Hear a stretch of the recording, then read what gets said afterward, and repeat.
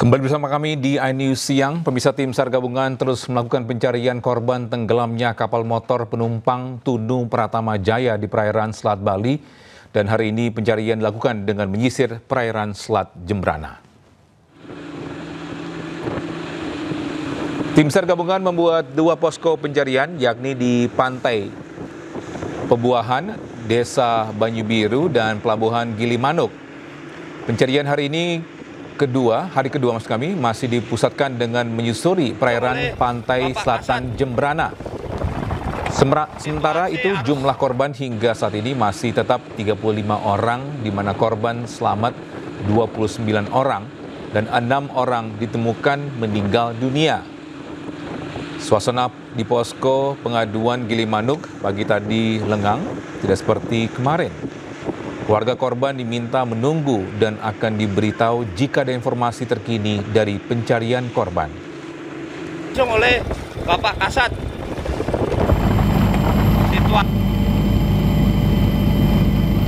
Ya, sebanyak 29 penumpang KMP Tunu Pratama Jaya yang tenggelam di Selat Bali masih hilang. Polda Jawa Timur menerjunkan 6 kapal patroli Polairut serta 1 helikopter untuk mencari para korban.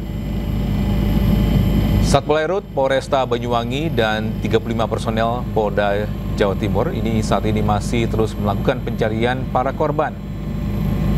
Helikopter milik Polda Jawa Timur diterjunkan untuk mempermudah melihat jangkauan terjauh di sekitar lokasi tenggelamnya kapal. Sementara menurut data terakhir dari posko operasi SAR dan potensi SAR gabungan di Pelabuhan Ketapang, sebanyak 30 orang penumpang kapal telah ditemukan selamat dan 6 korban lainnya meninggal dunia. Hingga kini tim SAR gabungan masih terus melakukan pencarian 29 orang korban lainnya.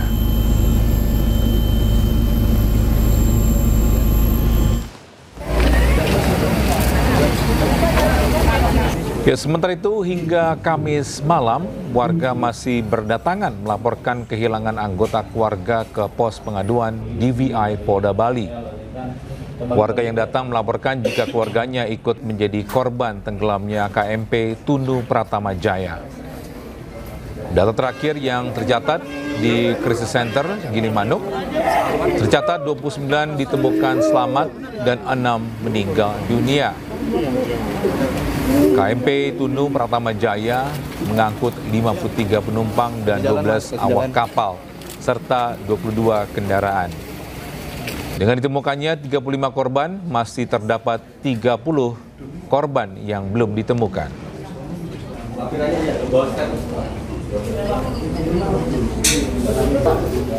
Sementara itu, pemerintah Provinsi Jawa Timur berjanji menanggung biaya pengobatan warga yang menjadi korban kapal tenggelam di Selat Bali.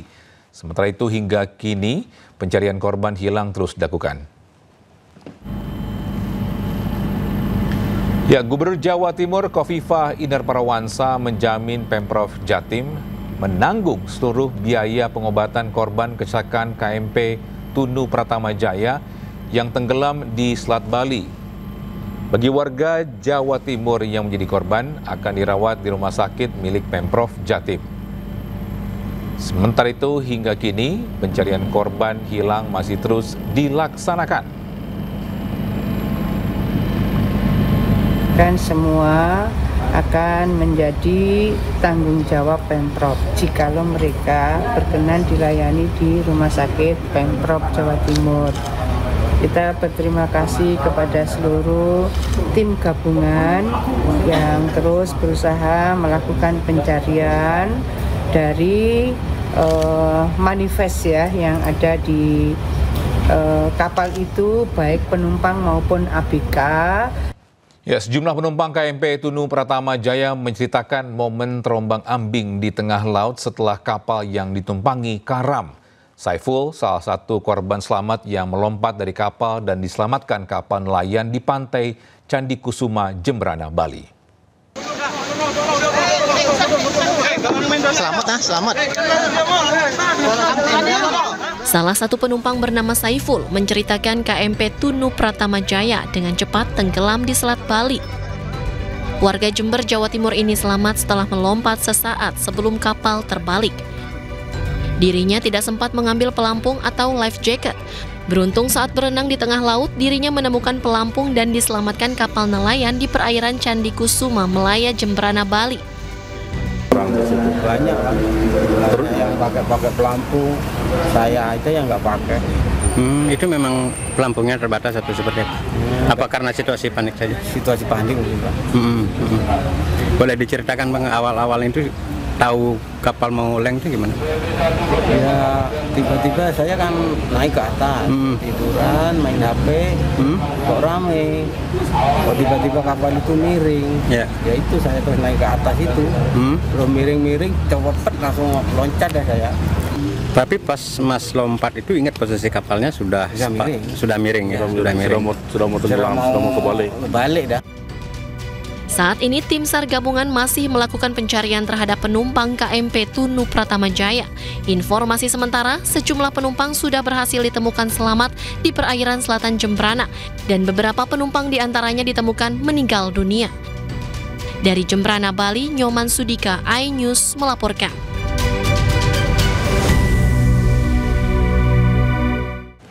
Ya, kita ke informasi lain. Pemirsa kecewa anaknya tidak diterima pada pendaftaran murid baru. Puluhan warga yang tinggal di sekitar SMA Negeri 12 Makassar, Sulawesi Selatan menutup jalan yang menjadi satu-satunya akses menuju sekolah.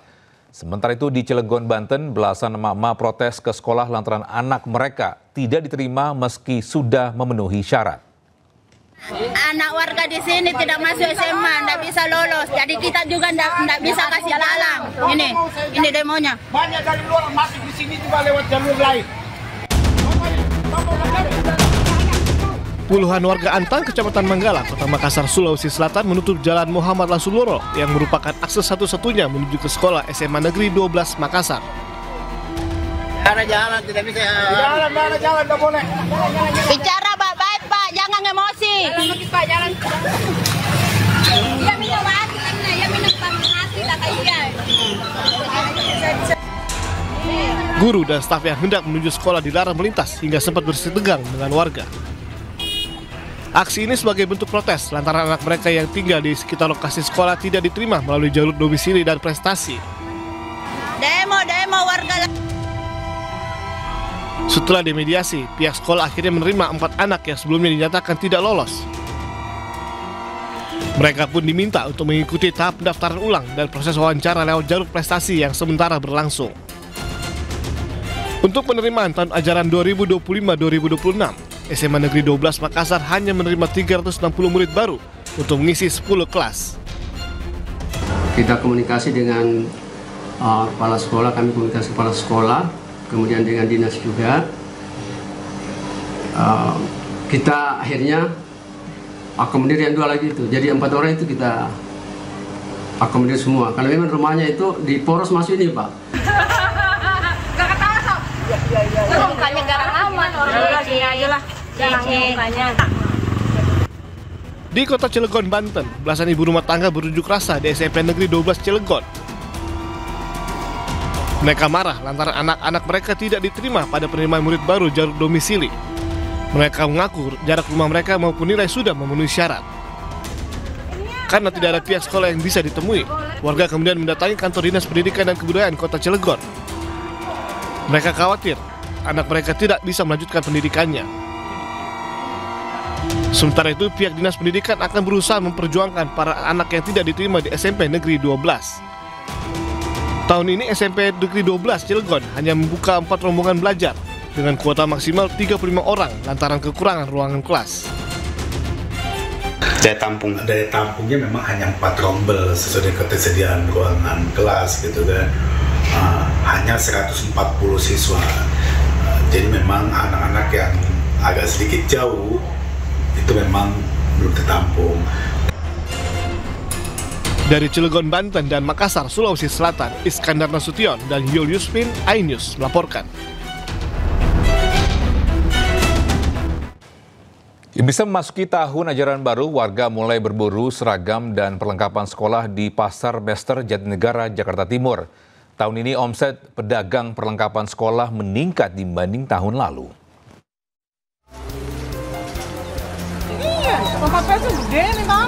Pasar Mester Jatinegara, Jakarta Timur mulai ramai pengunjung yang mencari perlengkapan sekolah. Dari buku tulis hingga seragam sekolah kini diburu pengunjung.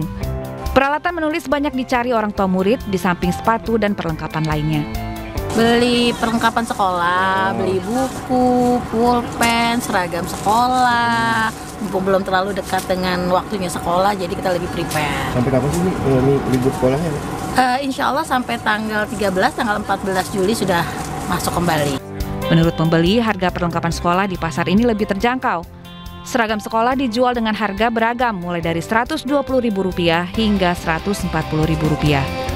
Ya, sampai akhir bulan masih rame. Soalnya kan kalau baru masuk kan biasa baru pengenalan sekolah. Kalau kita sih kan biasa grosiran buat jual lagi. Ya lumayan lah kalau sekarang sih. Pedagang merasa senang karena keuntungan pada tahun ini meningkat dibanding tahun lalu. Mereka juga berharap keuntungan dari penjualan perlengkapan sekolah terus naik hingga mendekati hari masuk sekolah nanti. Dari Jakarta, Rio Manik, iNews melaporkan. Kita ke informasi selanjutnya, pemirsa, Presiden Prabowo Subianto mengakhiri kunjungannya ke Arab Saudi Kamis malam.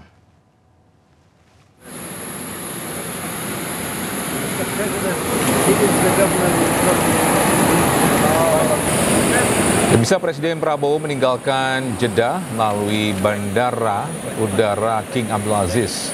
Wakil Gubernur Mekah Pangeran Saud bin Mis'al bin Abdul Aziz Al Saud ikut mengantar keberangkatan Presiden Prabowo.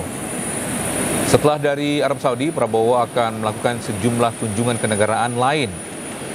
Salah satunya untuk menghadiri KTT BRICS di Rio de Janeiro, Brazil, yang digelar pada 6 hingga 7 Juli 2025.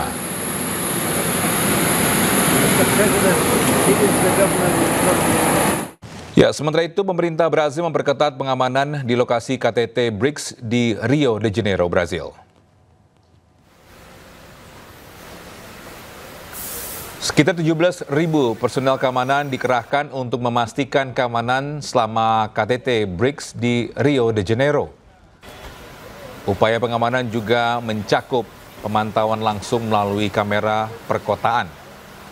Nah, nantinya semua yang beraktivitas di sekitar lokasi KTT akan bisa terdeteksi melalui pengenalan wajah, pembacaan plat nomor kendaraan, drone, dan helikopter. Acara ini akan dihadiri oleh sejumlah pemimpin negara, diantaranya Presiden Indonesia Prabowo Subianto dan putra mahkota Abu Dhabi Uni Emirat Arab Khalid bin Muhammad bin Zayed Al Nahyan. Sementara itu, Presiden Rusia Vladimir Putin hadir melalui konferensi video.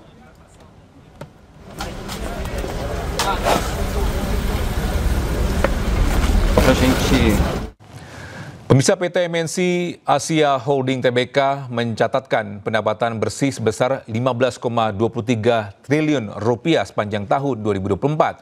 Sektor media menjadi kontributor utama penyumbang pendapatan perusahaan berkode emiten BHIT ini. PT MNC Asia Holding Tbk sukses menggelar rapat umum pemegang saham tahunan di gedung iNews Tower Kebonsirih, Jakarta Pusat. Dalam laporan tahunan ini, perseroan mencatatkan pendapatan bersih sebesar 15,23 triliun rupiah sepanjang tahun 2024. BHIT mencatatkan EBITDA sebesar 4,06 triliun rupiah dan menghasilkan laba bersih 949 miliar rupiah pada 2024. Di mana kontributor utama pendapatan perseroan berasal dari sektor media dengan porsi 63,23% atau sebesar 9,63 triliun rupiah per akhir tahun 2024. 5 pilar utama daripada perseroan di media adalah yang pertama FTE, televisi entertainment, RCTI, MNCTV, JTV, dan merupakan tulang punggung sampai hari ini. Kalau dari sisi pendapatan, ya revenue masih terbesar dari 3 televisi ini.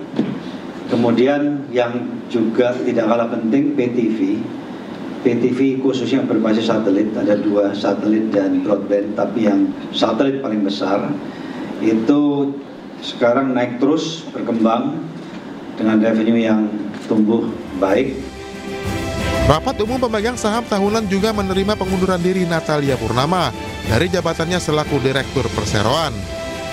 Pemegang saham juga sepakat pelimpahan wewenang kepada direksi dengan persetujuan Dewan Komisaris untuk melaksanakan peningkatan modal ditempatkan dan disetor perseroan melalui mekanisme penambahan modal tanpa hak memesan efek terlebih dahulu. Tim Liputan iNews melaporkan.